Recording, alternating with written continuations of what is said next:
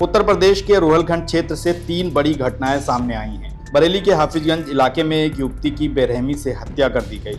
सोमवार की सुबह उसका शव पानी में उतराता मिला। इस घटना से इलाके में सनसनी फैल गई।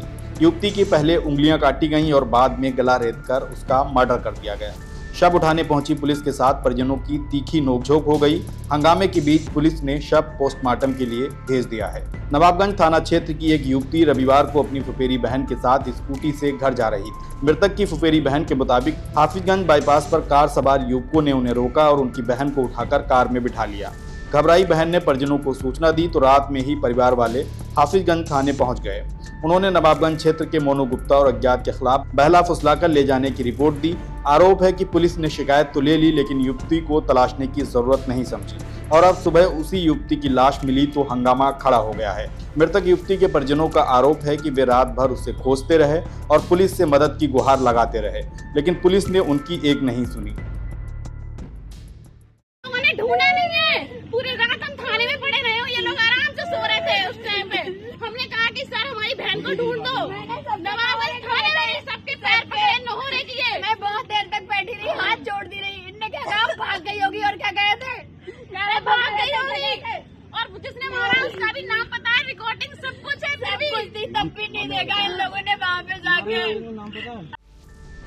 सुबह हाफिजगंज के फैजुल्लापुर मोड़ के पास एक खाई में उसी युवती की लाश पड़ी थी।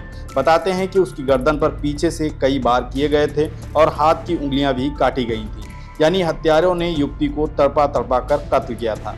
बेटी की लाश देखकर परिजन बेसुध हो गए और आखिर में पुलिस के ऊपर उनका गुस्सा फूट पड़ा। इस बीच मौके पर भारी भीड़ जमा हो गई। हत्या की सूचना पर पुलिस के वरिष्ठ अधिकारी भी पहुंच गए और उन्होंने शव उठाने का प्रयास किया तो परिजन विरोध पर उतर आए।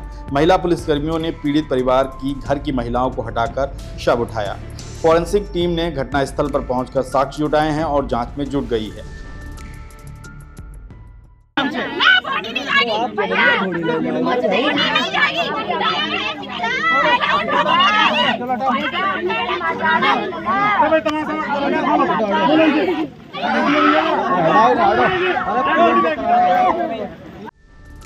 पुलिस के अधिकारियों ने परिजनों को हत्यारों के खिलाफ कठोर कार्रवाई का भरोसा दिया है। इसके साथ ही परिजनों की शिकायत पर पुलिस जांच में जुट गई है।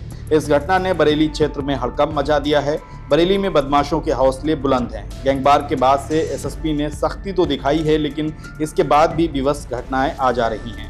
गत दिनों ही शहर के अंदर एक महिला सिपाही के साथ ही कथित रूप से छिड़काने की घटना से हंगामा मच गया था और अब युवती की हत्या से लोग सन्न रह गए हैं। परिजनों के आरोप पर गौर करें तो स्थानीय पुलिस की लापरवाही भी देखने को मिली है।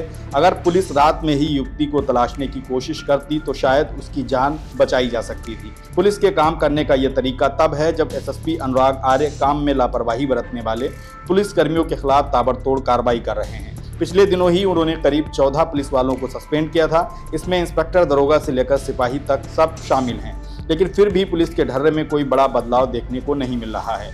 उधर मीरगंज क्षेत्र में मछली पकड़ने गए 2 दोस्तों में से एक पर मगरमच्छ ने हमला कर दिया जिससे उसकी मौत हो गई। युवक के शरीर पर कई गहरे निशान मिले हैं। घटना मीरगंज के भादुपुरा क्षेत्र की है। बदायूं के बिलसी क्षेत्र में एक दंपत्ति की संदिग्ध परिस्थितियों में मौत हो गई। दोनों के शव फंदे पर लटके मिले हैं। नगला तरऊ की इस घटना से इलाके के लोग सन्न रह गए। पुलिस ने मामले की जांच शुरू कर दी है।